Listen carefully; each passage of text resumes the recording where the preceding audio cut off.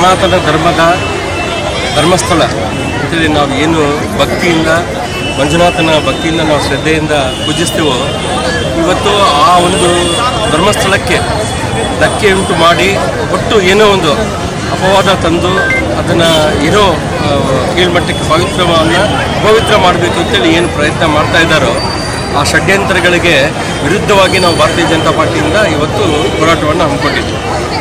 ಪೂಜ್ಯ ಗುರುಗಳಾದಂಥ ವೀರೇಂದ್ರ ಹೆಗ್ಗಡೆ ಸಾರ್ ಅವರು ಬಹಳಷ್ಟು ಬಡವರಿಗೆ, ಹೆಣ್ಮಕ್ಕಳಿಗೆ ವಿಶೇಷವಾಗಿ ಅವ್ರ ಕಾಲ ಮೇಲೆ ಅವ್ರು ನಿಂತ್ಕೊಳ್ಳೋ ಥರ ಅವರು ಸಂಸ್ಥೆಯಿಂದ ಬಹಳಷ್ಟು ಸಂಸ್ಥೆಗಳನ್ನ ಹುಟ್ಟಾಕಿ ಅದರಿಂದ ಎಂಪ್ಲಾಯ್ಮೆಂಟ್ ಜನ್ರೇಷನ್ ಮಾಡಿದ್ದಾರೆ.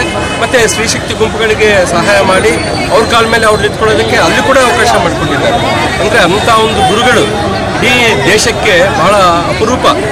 ಇಂಥ ಒಬ್ಬ ಗುರುಗಳ ಮೇಲೆ ಷಡ್ಯಂತ್ರ ಮಾಡಿ ಇವತ್ತು ಮಾಡ್ತಾ ಇದ್ದಾರೆ. ಇದನ್ನು ನಾವು ಖಂಡಿಸ್ತಾ ಇದ್ದೀವಿ. ಮುಂದೆ ಇಂಥ ಆಗಬಾರ್ದು.